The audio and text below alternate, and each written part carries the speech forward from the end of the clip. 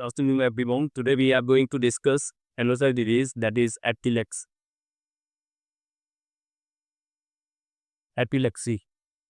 Epilepsy is, one of the neurological disorders affecting millions of people across the globe, and there is a abnormal electrical activity of the brain. Abnormal electrical activity of the brain.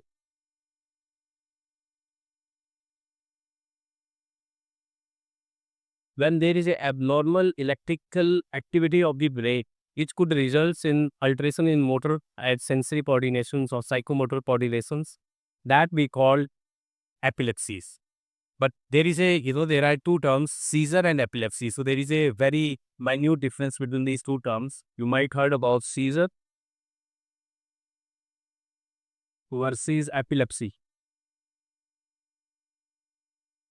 If someone asks you what is the difference between seizure और एपिलेक्सी, एपिलेक्सी हिंदी में हम मिर्गी भी बोलते हैं, मिर्गी का नौरा जो पड़ता है उसको हम एपिलेक्सी बोलते हैं। एपिलेक्सी में क्या होता है, जब आपकी इलेक्ट्रिकल एक्टिविटी जो ब्रेन में चल रही होती है वो एबनॉर्मल हो जाती है, एक्स्ट्रा फायरिंग हो जाती है न्यूरॉन्स की, उसकी वजह से आपके मोटर्स और sensory coordination, psychomotor coordination affect होते हैं। तो that is we called a epilepsies. So there is a two terms, दो टर्म्स है, सीजर और एपिलेप्सी। सीजर और एपिलेप्सी में क्या डिफरेंस है? सीजर दीज ये दोनों एक टर्म नहीं है। Seizure is a different terms, epilepsy is a different term. Seizure is abnormal activity, abnormal activities in the electrical activity from the brain, that is we call seizure. But when the patient have a reoccurrent seizure, बार बार उसे scissor होता जा रहा है, उसको हम एपिलेक्सी बोलते हैं। सो एपिलेक्सी का मतलब है रीअकरेंट सीजर। और सीजर क्या है? सीजर है abnormal activity of the neurons in the brain which affect your motor or sensory neurons. तो सीजर जैसे मान लो आपकी आई क्विचिंग हो रही है, this is also uncontrolled movement. So एक बार हो रही है, दैट वी कॉल सीजर। बार बार जब ये आपकी हो रही है, रीअकरेंट हो रही है, that's we called epilepsy, right? So there is a difference between seizure and epilepsy. Seizure, reoccurrent seizures we call epilepsy. Seizure is abnormal electrical activity in the brain. When this abnormal electrical activity in the brain is happening again and again, then we call it a epilepsy. जब ये abnormal activity आपकी बार बार हो रही है तो उसको हम epilepsy बोलते हैं। तो this is the difference between seizure and epilepsy.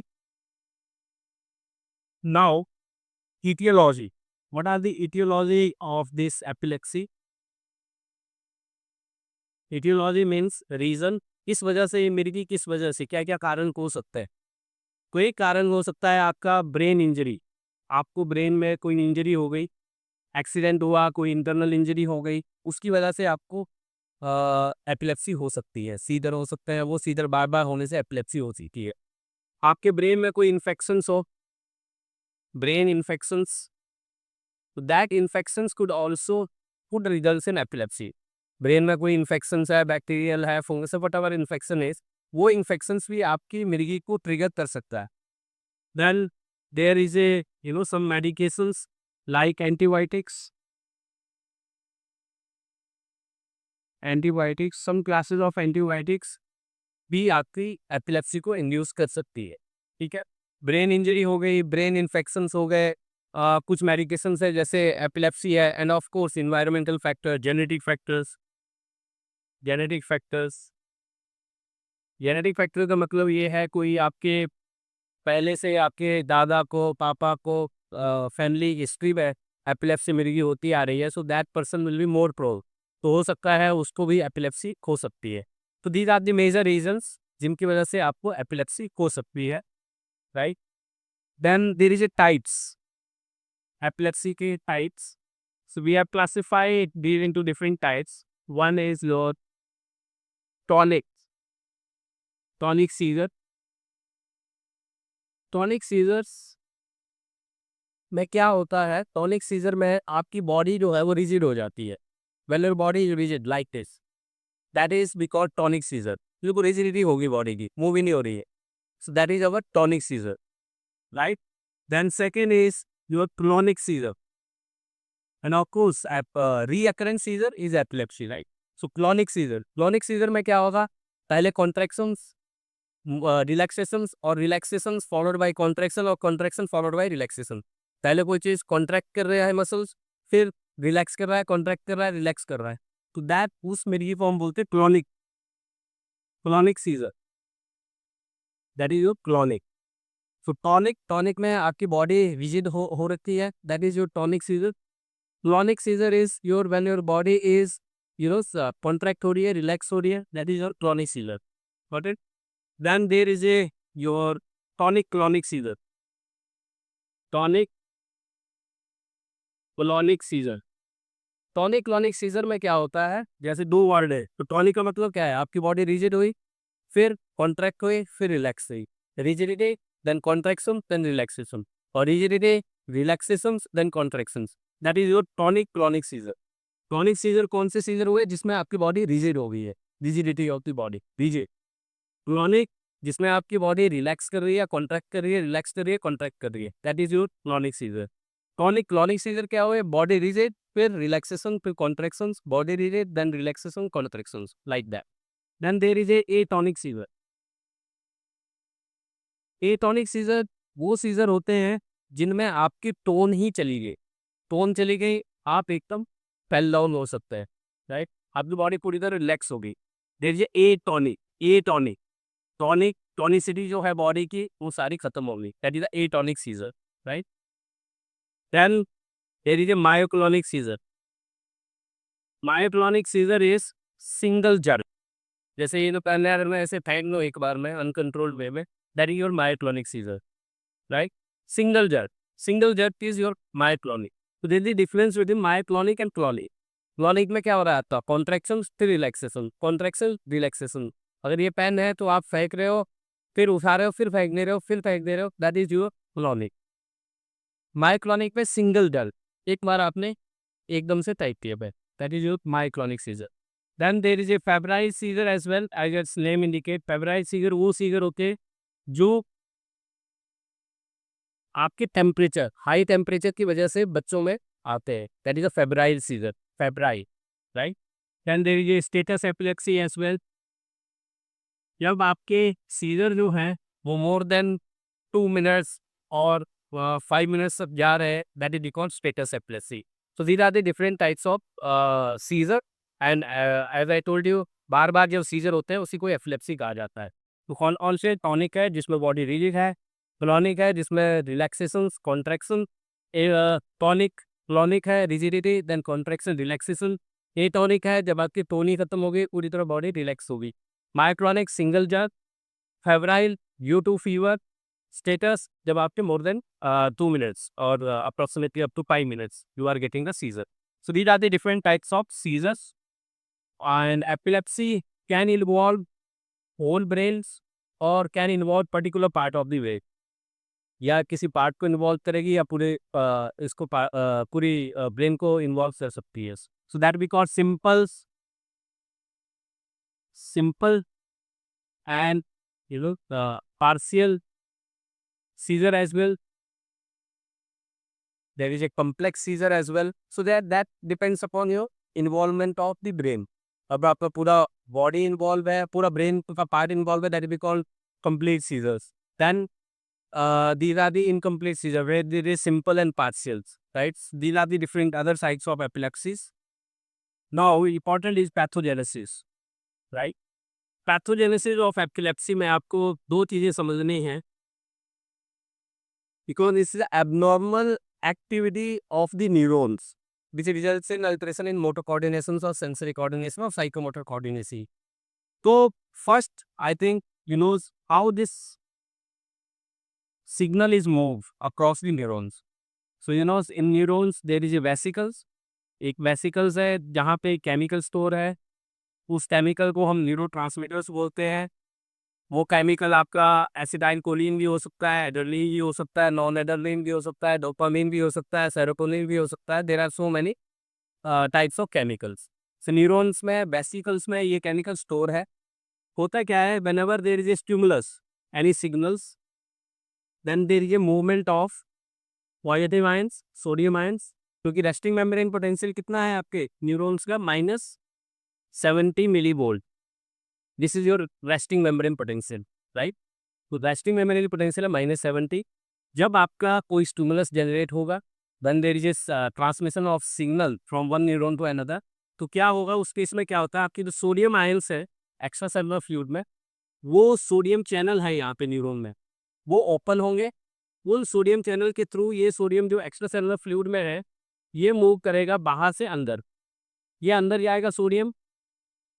Sodium अंदर जाके क्या करेगा, जो ये वेसिकल्स में जो केमिकल स्टोर है, ये वेसिकल डिफ्यूज हो जाएगी मेम्ब्रेन के साथ, और इट विल रिलीज जो केमिकल इसके अंदर स्टोर है, वो यहाँ पे रिलीज हो जाएगा। इस प्रोसेस को हम बोलते हैं एक्सोसाइटोसिस। एक्सोसाइटोसिस। एक्सोसाइटोसिस। एक्सोसाइटोसिस क्या प्रोसेस है, जिसमें जो चीज सेल के अंदर स्टोर है, वो थ्रू द मैकेनिज्म जो स्टोर की हुई चीज है वो बाहर रिलीज हो जाए, that is the exocytosis. Endocytosis is another mechanism, that is the reverse of it. जो हम डब्ल्यूबीसी की बात करते हैं, जब हमारा फैगोसाइटोसिस होता है, जब आपके अंदर कोई एंटीजन एंटर किया, डब्ल्यूबीसी सेल्स ने उसको एनग्लफ कर लिया, तो बाहर से अंदर, that process we call endocytosis. So there are two processes, endocytosis and exocytosis. So exocytosis की जब हम बात करते हैं, तो क्लासिकल एग्जांपल्स आपका न्यूरोट्रांसमीटर जो कि स्टोर है वेसिकल में, जब सिग्नल जनरेट हुआ, सोडियम बाहर से अंदर गया, उसकी वजह से क्या हुआ, एक्शन पोटेंशियल आपका पॉजिटिव साइड की तरफ गया, जब आपका पॉजिटिव आयंस में हुए, ये वेसिकल डिफ्यूज हुई मेम्ब्रेन के साथ, जो केमिकल अंदर स्टोर है इसमें वो रिलीज हुआ सिनेप्टिक क्लेफ्ट में। ये आपकी पोस्ट सिनेप्टिक है। In that do have a receptors for this chemicals. यहाँ पे आपके रिसेप्टर है उस केमिकल के। तो हमने बात की थी, अगर एसिडाइन कोलिन केमिकल रिलीज होता है यहाँ पे, तो रिसेप्टर है आपके मस्करेनिक एंड निकोटिनिक पूरी बॉडी में। अगर एड्रेनलिन नॉन एड्रेनलिन रिलीज होता है, तो आपके रिसेप्टर है अल्फा और बीटा रिसेप्टर। अगर डोपामिन रिलीज होता है, तो डोपामिन के रिसेप्टर है D1 D2 D3। 5-HT release होता है, तो 5-HT रिसेप्टर है, 5-HT1 5-HT2 5-HT3। So depending upon the जो ये यहाँ पे जो केमिकल स्टोर है, उसके यहाँ पे रिसेप्टर्स है, राइट। सो देर ये बैलेंस, तो ये आपकी एक्टिविटीज जो ब्रेन में चलती है, न्यूरल एक्टिविटीज, ये केमिकल रिलीज होगा। There is a chemical be called GABA. GABA is gamma amino butyric acid. GABA stands for gamma amylo butyric acid. Gamma amino butyric acid, that is your GABA. This is inhibitory neurotransmitters. Inhibitory neurotransmitter का मतलब है, अगर गाबा आपका release होता है, जो यहाँ पे स्टोर हो, कोई सिग्नल आया जिसने गाबा को रिलीज करवाया, तो action potential goes towards to negative side, and that phenomena we called hyperpolarisation. आपका सेल रिलैक्स करेगा, राइट। तो इस केस में क्या होगा, जब आपका गाबा रिलीज होता है, इसे inhibitory neurotransmitters, GABA has a receptors. GABA के रिसेप्टर कहाँ पे है, अब यहाँ पे केमिकल क्या रिलीज हुआ, गाबा। यहाँ ओ सिनेप्टिक में गाबा के रिसेप्टर्स है, GABA A and GABA B. GABA A and GABA B. जब भी हम कोई भी रिसेप्टर की बात करते हैं, अगेन हम उसी पॉइंट पे आ जाते हैं कि ये कौन सी क्लास के रिसेप्टर से बिलोंग करता है। तो मैंने आपको बताया था 4 तरह के रिसेप्टर है classic: GPCR, ji protein coupled receptor, nuclear receptor, enzyme kinase receptors and ligand gated ion channel receptors. ये 4 तरह की मेन क्लासेस है रिसेप्टर की। तो इन्हीं किसी क्लास में से गाबा भी बिलोंग करता होगा। तो गाबा किस क्लास से बिलोंग करता है? GABA receptors, this GABA A receptors are ligand gated ion channel receptors. Ligand gated ion channel receptors. So ligand gated ion channel receptors, जब आपका यहाँ गाबा रिलीज हुआ, यहाँ गाबा ए रिसेप्टर्स से जब लगा वो, तो क्या होगा, जब ligand gated ion channel receptors activate हुए, then there is influx of chloride ions. तो क्लोराइड अंदर आएगा, तो क्लोराइड क्या है, नेगेटिव है, तो एक्शन पोटेंशियल किस साइड जाएगा, नेगेटिव साइड। तो आपका सेल्स क्या है, रिलैक्स करेगा, राइट। जिसे इनहिबिटरी, इसे inhibitory neurotransmitter, that's why we call it a inhibitory. आप अब इनहिबिटरी है, तो इसका अपोजिट भी है, एक्साइटेटरी न्यूरोट्रांसमीटर्स भी है न्यूरॉन्स में। We need a balance, balance होना चाहिए ना बॉडी में। आपका इनहिबिटरी भी होना चाहिए और एक्साइटेटरी भी होना चाहिए, तो बैलेंस है दोनों का ब्रेन में। तो दिस इज इनहिबिटरी। इनहिबिटरी का काम है स्लो डाउन करना, एक्साइटेटरी का काम है एक्साइट करना। तो एक्साइटेटरी न्यूरोट्रांसमीटर जो है, दैट इज ग्लूटामेट।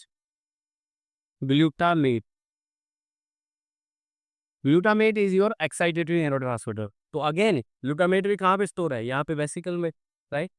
तो जब भी सिग्नल जनरेट हुआ, your action potential goes toward the positive side, this vesicle diffuse हुई मेम्ब्रेन के साथ, जो भी केमिकल है वो रिलीज हुआ, क्या सिनेप्टिक क्लेफ्ट में पहुंचा, उस केमिकल का नाम अब क्या है, ग्लूटामेट। अब ग्लूटामेट के यहाँ पे रिसेप्टर्स है, ग्लूटामेट के रिसेप्टर है NMDA, NMDA receptors, kainate receptors, AMPA receptors, these are the receptors of glutamate. तो अभी आप इतना समझ लो कि एनएमडीए करके रिसेप्टर्स है ग्लूटामेट के। ये क्या करेंगे, एनएमडीए रिसेप्टर्स पे जब ग्लूटामेट लगेगा तो आपके पॉजिटिव आयंस और मूव होंगे इनसाइड द सेल, सोडियम और कैल्शियम आयंस। तो ये क्या करेंगे, आपके न्यूरॉन की एक्साइटोटॉक्सिसिटी को बढ़ाएंगे, एक्साइट करेंगे न्यूरॉन्स को। That's why we call glutamate को हम एक्साइटेटरी न्यूरोट्रांसमीटर्स बोलते हैं। Glutamate is your excitatory neurotransmitters, और गाबा जो है that is your inhibitory. So body में बैलेंस है दोनों का, गाबा और ग्लूटामेट का। दैट इज योर नॉर्मल जो आपकी न्यूरोरल ट्रांसमिशंस हो रही है न्यूरॉन्स में, गाबा भी है ग्लूटामेट भी है, दोनों में बैलेंस है और चल रहा है। अब एपिलेप्सी में क्या हो रहा है, एपिलेप्सी में मतलब कोई चीज आपकी एबनॉर्मल हो रही है। एबनॉर्मल क्या हो रहा है, एबनॉर्मल आपकी इलेक्ट्रिकल एक्टिविटी बढ़ रही है। एपिलेप्सी जो मिर्गी जो पड़ रही है तो उसमें आपका इलेक्ट्रिकल एक्टिविटी एबनॉर्मल हो रही है, आपकी बढ़ रही है electrical activity, that we call extra firing of neuron. तो वो कैसे होगी, अब इसी को सोच के आप आंसर कर सकते हो, वो कैसे होगी, गाबा का लेवल बढ़ेगा या कम होगा, गाबा का लेवल कम होगा, और ग्लूटामेट जो एक्साइटेटरी है वो बढ़ेगा या घटेगा, बढ़ेगा। जब भी इनबैलेंस क्रिएट होता है ब्रेन में जिसमें आपका गाबा कम हो जाता है, गाबा क्या है, इनहिबिटरी है जो स्लो डाउन करता है, वो कम हो गया, और एक्साइटेटरी वाले न्यूरोट्रांसमीटर का लेवल बढ़ गया, दैट इज ग्लूटामेट।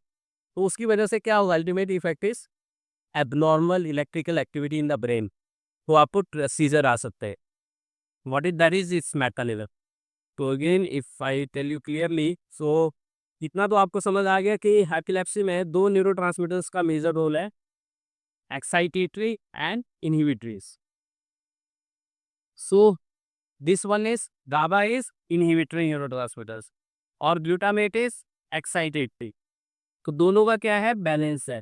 जब इम्बैलेंस हुआ, इम्बैलेंस क्या होगा, अगर गाबा का लेवल कम हो गया, इसका लेवल डिक्रीज हो गया और इसका लेवल इंक्रीज हो गया, तो अल्टीमेट इफेक्ट क्या हो रहा है, आपका ये एक्साइटेटरी न्यूरोट्रांसमीटर जो है वो बढ़ रहा है। तो उसकी वजह से क्या होगा, आपके न्यूरॉन्स में extra firing of neurons, abnormal activity generate हो जाएगी और उसकी वजह से आपको सीजर आ सकता है। And that seizure would recurrence, बार बार सीजर हो रहे हैं तो वो एपिलेप्सी बन सकता है।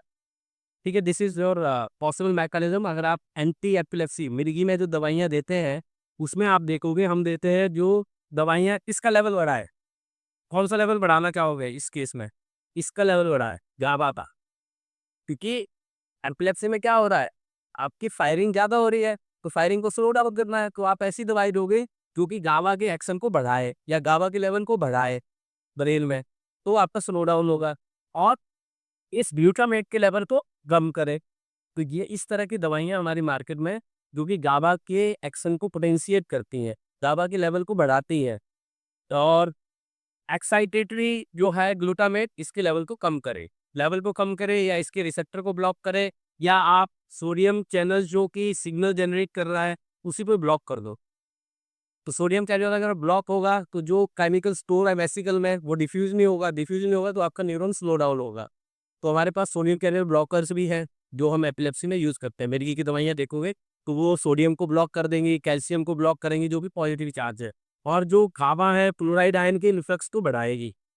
लाइक काबा को जो पोटेंशिएट करते हैं, like benzodiazepine, diazepam, lorazepam, there are number of medication, बहुत सारी दवाइयाँ हैं। तो वो काम कैसे करते हैं, वो इसकी गाबा के एक्शन को बढ़ाती है। गाबा का एक्शन बढ़ेगा तो क्या होगा, क्लोराइड आयन अंदर सेल्स के अंदर ज़्यादा जाएगा, क्लोराइड ज़्यादा जाएगा तो क्या होगा, रिलैक्स करेगा, राइट, हाइपरटोलराइजेशन हो, वही आप चाहते हो। तो these are the medications. Now come to the diagnosis part. Diagnosis बहुत इंपॉर्टेंट है एपिलेप्सी में, और आजकल जैसे वीडियोग्राफी है, now we have a phone, और सबके पास फ़ोन है आजकल, पहले तो फ़ोन नहीं होते थे। तो हमेशा कहा जाता है कि अपने फ़ोन का यूज़ करो, जब भी किसी को मिर्गी का दौरा पड़ा है उसका वीडियो बना लो। तो वीडियो क्यों बनाना ज़रूरी है, मेक द वीडियो, क्योंकि जब आप डॉक्टर के पास जाओगे तो उस वीडियो को दिखाओगे तो उस वीडियो को देख के डॉक्टर को लिए ईज़ी हो जाएगा एपिलेप्सी को डायग्नोज़ करना कि कौन सी तरह की एपिलेप्सी है। आप तो उसको डायग्नोज नहीं कर पाओगे। तो आप क्या करो, अपने मोबाइल से उसका वीडियो बना दो, ठीक है। तो वीडियो देख के डॉक्टर जो है उसको ये पता चल जाएगा एक एटॉनिक है, क्लोनिक टॉनिक क्लोनिक है, कौन सी एपिलेप्सी है पर्टिकुलरली इस पर्टिकुलर पेशेंट्स को, तो उसके हिसाब से उसके लिए ट्रीटमेंट देना आसान रहेगा, क्योंकि हमारे पास अलग अलग दवाइयाँ हैं depending upon the types of epilepsy. That is the one. Another thing is don't be panic. अगर किसी को ऑलवेज भी से कि पैनिक नहीं होना है भाई, क्योंकि एपिलेप्सी का अगर आप लोगों ने किसी ने अटैक देखा हो, ऑब्वियसली जब आपकी अनकंट्रोल मूवमेंट हो रही है किसी की बॉडी की, तो आप डरते तो हो, पैनिक सिचुएशन होती है। डर में आप क्या करते हो, पानी फटाफट पानी पिलाने लगोगे या कोई और चीज़ करने लगोगे। वो सब नहीं करना है। पानी पिलाने लगोगे क्योंकि अनकंट्रोल्ड मूवमेंट है बॉडीज की, तो उसकी जेब भी कट सकती है, राइट। वो इतना स्ट्रॉन्ग मूवमेंट होती है उस टाइम। तो आप तो कुछ नहीं करना है उस टाइम, कोई पानी पिलाने की भी जरूरत नहीं है। आप ये कर सकते हो, हाँ, कपड़े जो है वो ढीले कर दो उसके, थोड़ा उसके जहाँ पे उसको मतलब जो भी सीजर पड़ा हुआ है, मिर्गी का अटैक पड़ा हुआ है, उसके आसपास कोई चीज़ इस तरह से है, लोकेली है या हार्ड है, उसको साइड कर लो। क्योंकि वो थोड़ा मूव की, उसकी बॉडी जोर से लगा, पता पीछे लग गया या आगे लग गया, वहाँ पे आपकी नोकीली चीज़ है कोई, वो सब हटा देनी है और उसके कपड़े जो है रिलैक्स कर दो। बस इतना काम करना है आपको, और ज़्यादा से ज़्यादा वीडियो बना लो। बट अगेन एक और चीज़ इंपॉर्टेंट है, अगर उसका जो दौरा पड़ा हुआ है उसको, अगर 2 मिनट से ज़्यादा हो गया उसका दौरा, टाइम आपको नोट करना है। अगर 2 मिनट से ज़्यादा हो गया उसका दौरा, तो आपको इमीडिएटली हॉस्पिटल की तरफ मूव करना है, right. So that is a status epilepsy. उसमें आपको ऑन है 5 मिनट तक एपिलेप्सी चलता है, मतलब सीजर चलता रह रहा है, बॉडी की मूवमेंट रुक नहीं रही है, तो इमीडिएटली आपको मेडिकल इमरजेंसी, इससे मेडिकल इमरजेंसी, तो आपको इमीडिएटली हॉस्पिटल की तरफ दौड़ना है।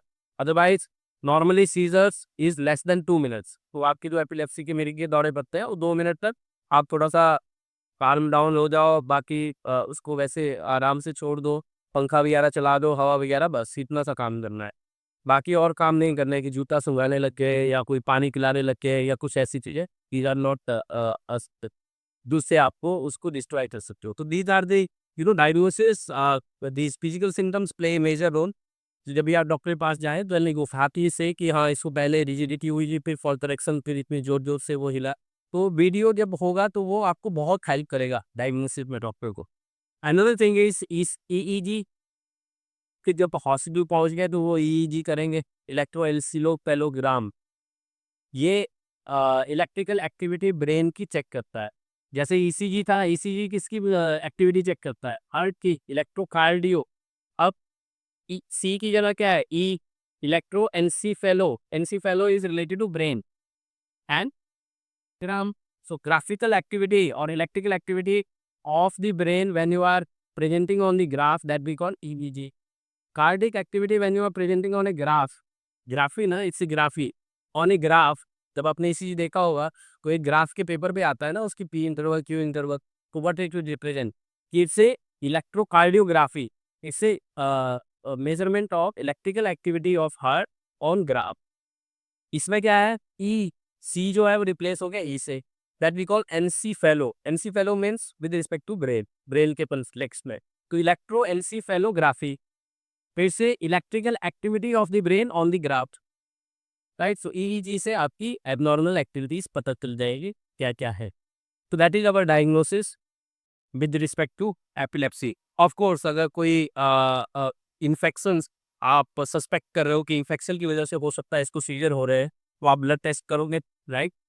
तो ब्लड टेस्ट में आप उस पर्टिकुलर इन्फेक्शियस एजेंट्स को देखोगे, कोई इन्फेक्शन की वजह से, ब्रेन इन्फेक्शन की वजह से तो नहीं सीजर आया है इसको, right? So these are your diagnosis, and then treatment, as I already told you, treatment is you have to give the medications which will facilitate the GABA and inhibit the glutamate actions and inhibit sodium channel blockers। क्यों blocker देने हैं मैंने आपको बताया, यहाँ पे जो आपका कैलिकल स्टोर है, यहाँ से आपका सोडियम की मूवमेंट हो रही है, इलेक्ट्रिकल एक्टिविटी तो यहाँ से स्टार्ट हो रही है ना। तो आप क्या करो, ऐसी दवाई दो जो यहाँ से ब्लॉक कर दे, ऐसी दवाई दो जो यहाँ पे पर्टिकुलरली अगर इनहिबिटरी न्यूरोट्रांसमीटर है तो उसकी लेवल को बढ़ा दें यहाँ पे, या जहाँ पे वो एक्ट कर रहा है गाबा रिसेप्टर्स पे, उसके एक्सेल को पोटेंशिएट कर दो कि मोर क्लोराइड इन्फ्लक्स हो। और एक्साइटेटरी न्यूरोट्रांसमीटर जैसे ग्लूटामेट है, ग्लूटामेट एक्ट कर रहा है आपके रिसेप्टर्स पे, उन रिसेप्टर को ब्लॉक कर दो, राइट? तो वो एपिलेप्सी में हेल्प करेंगे। So this is about your epilepsy. If I summarise quickly, epilepsy आपकी एबनॉर्मल एक्टिविटी ऑफ ब्रेन है। तो सीजर और एपिलेप्सी में डिफरेंस है। जब आपका एबनॉर्मल एक्टिविटी बार बार रीअकरेंट होती है उसको एपिलेप्सी बोलते हैं। तो दैट मीन्स रीअकरेंट, बार बार जब सीजर होंगे उसको हम एपिलेप्सी बोलते हैं। एपिलेप्सी फिर इटियोलॉजी में आपके ब्रेन इन्फेक्शंस, ब्रेन में इंजरी हो गई, देर ये medications like antibiotics, right, that can induce the seizure, genetic factors. Then we have discuss about types of epilepsy. There are different types of seizures. There is a tonic, इसमें आपका agonist और antagonist दोनों same काम कर रहे हैं। तभी rigid हो रही है ना मूवमेंट हो रही है, ना कॉन्ट्रैक्ट हो रही है बॉडी, ना रिलैक्स हो रही है, रिजिड हो गई। तो in that case means agonist and antagonist work together. Tonic. Then there is a clonic. Clonic में आपका क्या हो रहा है? Contractions, relaxation, contraction, relaxation. Then there is a tonic clonic. Tonic clonic में क्या हो रहा है? आपका रिजिडिटी फिर followed by contraction, relaxation. Then there is a myoclonic. Myoclonic में single jerk. Then there is a atonic. Atonic में आपका टॉनिक, टॉनिसिटी सी आपकी लॉस्ट होगी, right? Patient can fell down. Then there is a febrile. Febrile is due to fever, particularly in child. Status epilepsy, जब आपकी status epilepsy means more than 2 minutes आपकी वो चल रहा है season. So these are the different types. तब आपने फिर हमने बात की थी उसकी पैथोजेनेसिस की। तो आपको हमेशा याद रखना है 2 न्यूरोट्रांसमीटर गाबा एंड ग्लूटामेट जब भी हम बात करें एपिलेप्सी की। गाबा आपका इनहिबिटरी न्यूरोट्रांसमीटर्स है। इनहिबिटरी क्या करेगा? नोराइड आयन का इन्फ्लक्स करवाएगा और स्लो डाउन करेगा। एक्साइटेटरी क्या करेगा? सोडियम आयन्स और कैल्शियम आयन का इन्फ्लक्स करवाएगा और आपके एक्साइटेशंस करेगा। इन दोनों का बैलेंस है बॉडी में। तो एपिलेप्सी में क्या होगा? इसका लेवल बढ़ जाएगा, इसका कम हो जाएगा। तो उसकी वजह से आपका एबनॉर्मल इलेक्ट्रिकल एक्टिविटी हो जाएगी। तभी मैंने बोला दवाइयाँ क्या दोगे? वो दवाइयाँ जो इसके लेवल को बढ़ाए, क्योंकि इसका लेवल कम हुआ है, स्लो डाउन करना है आपको, और इसके लेवल पे ब्लॉक करे, इसके रिसेप्टर पे ब्लॉक करे। तभी हम सोडियम चैनल ब्लॉकर भी देते हैं, जो मैंने बात की। बेलप्रोइक एसिड, इस तरह की दवाइयाँ हैं हमारे पास जो कि आपके सोडियम चैनल को ब्लॉक करती हो। ठीक है। Then we have discuss about diagnosis. Again epilepsy में आपको ध्यान देना है कि आपका अगर 2 मिनट से ज़्यादा अगर हो रहा है, उसको कंटिन्यूस मिर्गी का दौरा बढ़ता जा रहा है, तो इमीडिएटली आप हॉस्पिटल की तरफ मूव करें। और अगेन इम्पॉर्टेंट थिंग्स वही है कि आप कपड़े ढीले कर दें, फ़ैन वगैरह चला दें। बाकी आपको और कुछ नहीं करना है, पानी वगैरह पिलाने की ज़रूरत नहीं है, क्योंकि आपकी जब एबनॉर्मल मूवमेंट हो रही है बॉडी की, मोटर कोऑर्डिनेशन अफेक्ट हो रही है, कोई इतनी तेज़ होती है कि आपकी जीभ भी कट सकती है उसकी, राइट? तो वो सब नहीं करना है, बस आपको रिलैक्स, उसको थोड़ा रिलैक्स कर दो। उसके आसपास कोई लोकेली चीज़ है, कुछ है, तो वो उसको हटा दो, क्योंकि वो अगर मान लो थोड़ा ज़ोर से कॉन्ट्रैक्ट किया तो मे बी साथ में आपका कोई ऐसी चीज़ है जिससे उसको इंजरी हो सकती है, वो सब हटा दो। और बाकी यही चीज़ें करनी है, and then you have to wait. Mostly जो सीजर होते हैं मिर्गी के, वो 2 मिनट से ज़्यादा नहीं होंगे। You have to note down the time. अगर ज़्यादा आप हो रहे हैं तो आप इमीडिएटली मूव कीजिए हॉस्पिटल की तरफ। Thank you.